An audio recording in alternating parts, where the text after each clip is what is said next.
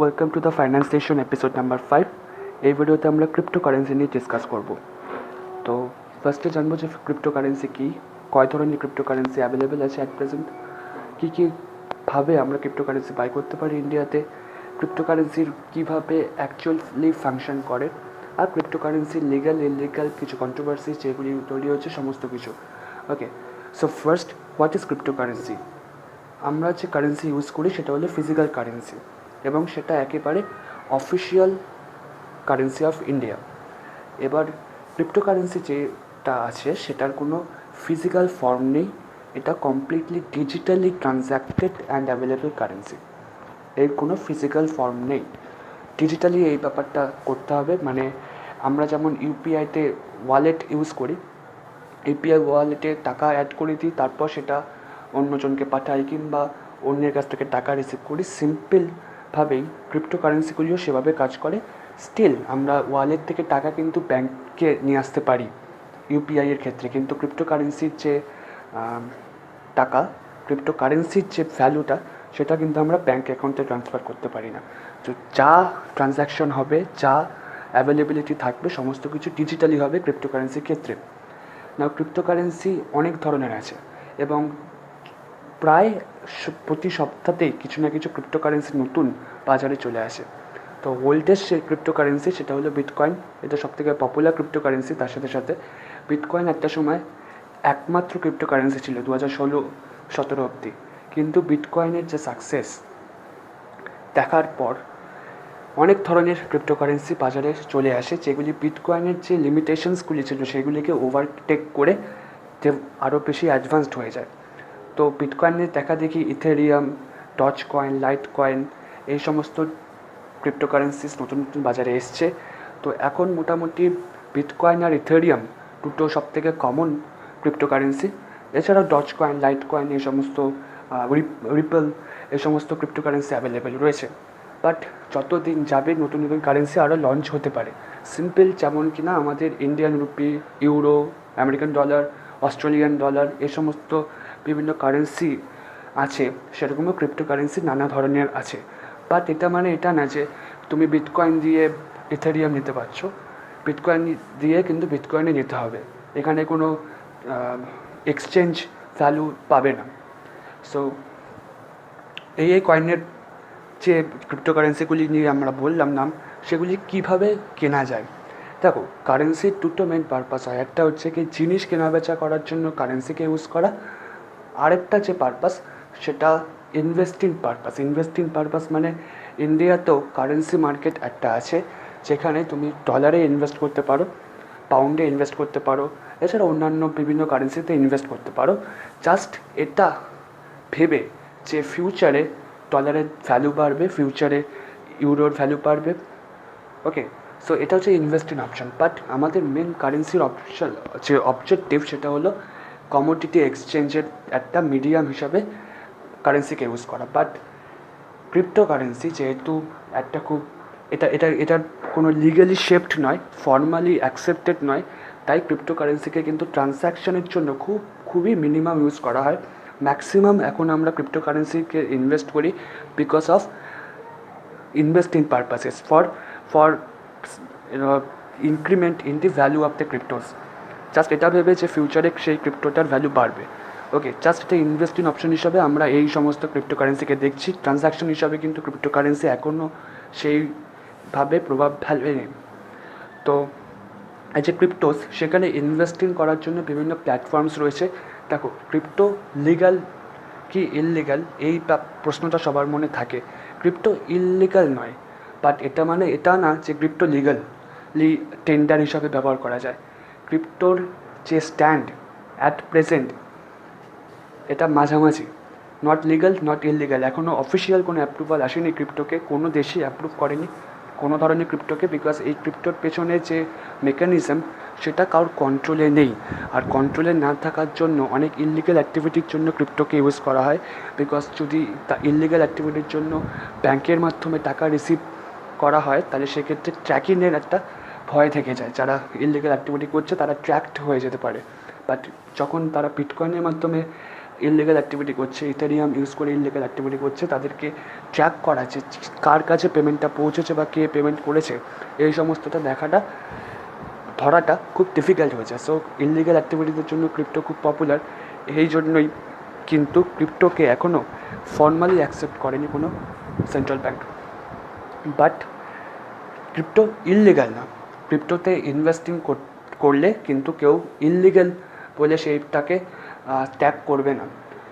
So crypto এক্সচেঞ্জের মধ্যে সবথেকে পুরনো, গ্লোবালি সবথেকে লার্জেস্ট ক্রিপ্টো এক্সচেঞ্জ ওয়াজিরেক্স, তারপর এছাড়াও কয়েনডিসিএক্স, কয়েন সুইচ কুবের, এই সমস্ত এক্সচেঞ্জ রয়েছে, জেপ পে রয়েছে। There are several multiple crypto exchanges যেগুলোর মাধ্যমে, মানে এগুলি স্পেশালি এক একটা অ্যাপ যেগুলির মাধ্যমে ক্রিপ্টোতে ইনভেস্ট করা যায়। ক্রিপ্টো মানে শুধু বিটকয়েনকে বোঝায় না, ক্রিপ্টো মানে ইথেরিয়াম, টচ কয়েন, সমস্ত যত ক্রিপ্টো রয়েছে সমস্ত ক্রিপ্টোকেই বোঝায়। তো প্রত্যেকটা অ্যাপ দিয়েই প্রত্যেক ধরনের ক্রিপ্টোকে অ্যাক্সেস করা যায়। যে যেটা পছন্দ সেইখানে ইনভেস্ট করতে পারে। নাও ইনভেস্টিংয়ের আগে ফার্স্টে মাথায় রাখতে হবে যে যেহেতু এটার কোনো লিগ্যাল অ্যাকসেপ্টেন্স এখনও অবধি নেই, এবং এটা খুবই প্রবাবেল যে কয়েক বছরের মধ্যে হয়তো ওয়ার্ল্ডের যে বড় বড় ইকোনমিক্সগুলি রয়েছে তারা, তাদের যে সেন্ট্রাল ব্যাঙ্ক, তারা হয়তো নিজেদের ডিজিটাল কারেন্সি বা নিজেদের ক্রিপ্টো কারেন্সি আনবে। তো সেটা যদি হয় তাহলে কিন্তু বিটকয়েন, ইথেরিয়াম এদের ভ্যালুস খুব কমে যাওয়ার চান্স থাকবে। বিকজ এদের ভ্যালু কেন বেড়ে আছে? বিটকয়েন, ইথেরিয়াম এদের যে সাপ্লাই ইন দ্য মার্কেট সেটা রেস্ট্রিক্টেড। আগে থেকে ডিটারমিন করা আছে বিটকয়েনের কত সাপ্লাই থাকবে। পৃথিবীতে 21 বিলিয়ন বিটকয়েন থাকতে পারে at a time. Okay, so 21 বিলিয়নের বেশি বিটকয়েন কখনোই থাকবে না। এই জন্য বিটকয়েনের ডিমান্ড যদি খুব বেশি হয়ে যায়, মানে 21 বিলিয়নের বেশি যদি ডিমান্ড হয়ে যায়, তাহলে অবশ্যই বিটকয়েনের দাম বাড়বে। বিকজ সাপ্লাই রেস্ট্রিক্টেড, ডিমান্ডের কোনো লিমিট নেই, তাই বিটকয়েনের দাম অবশ্যই বাড়বে। সিম্পল যে এরকমই ইম্প্যাক্ট আসছে ইথেরিয়ামের জন্য। সো বিটকয়েন, ইথেরিয়াম, অন্যান্য ক্রিপ্টোস সমস্ত কিছু এখন খুব ভালো রিটার্ন দিচ্ছে, কিন্তু জাস্ট একটা negative news in the crypto world পুরো কমপ্লিট স্ট্রাকচারটাকে কিন্তু পুরো শেক করে দিতে পারে। Okay, they can any moment fall down, because এখানে কোনো গ্যারান্টি নেই যে ক্রিপ্টোকে লিগালি অ্যাকসেপ্ট করবে কিনা কোনো সেন্ট্রাল ব্যাঙ্ক। হয়তো বিভিন্ন সেন্ট্রাল ব্যাঙ্ক নিজেদের ডিজিটাল কারেন্সি নিয়ে আসবে, তখন কিন্তু ক্রিপ্টোর ফিউচার খুবই খারাপ হয়ে যেতে পারে। আর তাই ইনভেস্টমেন্ট যদি করতেই হয় ক্রিপ্টোতে, খুব small portion of your portfolio should go into the investment in bitcoins and ethereums kind of cryptos. আর এটা ধরে রাখো, it is one kind of lottery, because তুমি বিটকয়েনকে ভ্যালু করতে পারো না।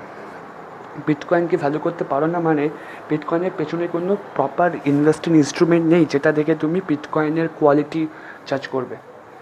ওকে, সিম্পলভাবেই যেমন ইন্ডিয়ান রুপির পেছনেও কিন্তু কোনো প্রপার ইনস্ট্রুমেন্ট নেই।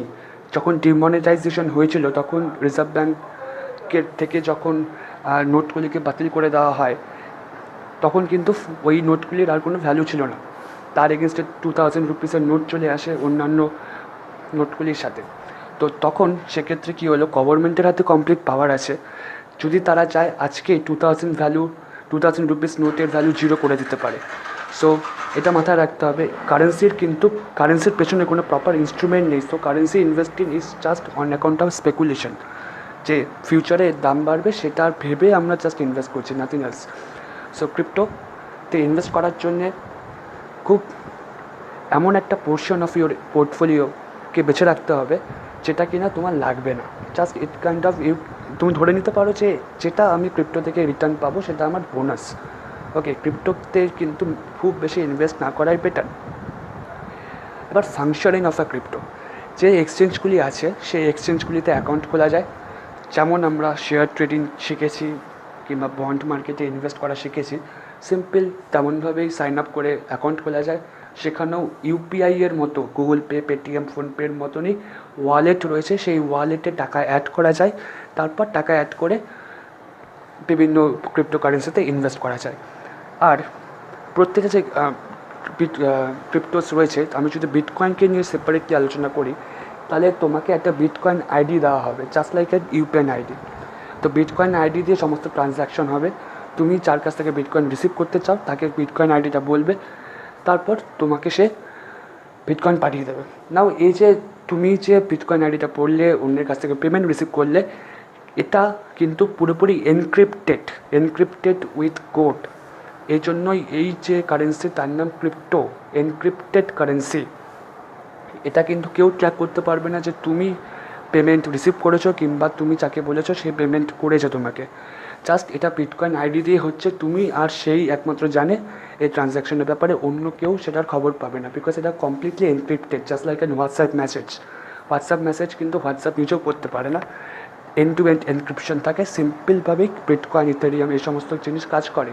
এই জন্য এটা ইলিগাল অ্যাক্টিভিটিতে কাজে লাগানো হয়।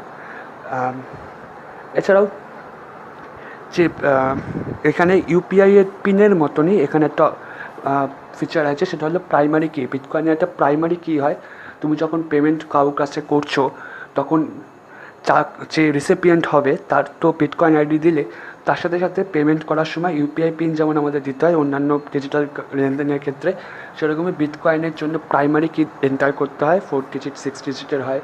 তো সেখানে তুমি এন্টার করে পেমেন্ট করছো। তো কমপ্লিট ফাংশনালিটি ইউপিআই এর মতনই, শুধু ডিফারেন্সটা এটাই যে আমরা জেনারেল গুডস অ্যান্ড সার্ভিস ট্রানজ্যাকশনের জন্য বিটকয়েন ইথেরিয়াম এই সমস্তকে ইউজ করতে পারি না। জাস্ট ফর ইনভেস্টমেন্ট পারপাস আমরা স্পেকুলেটিভভাবে ইনভেস্ট করছি এখন। স্টিল এটা কতটা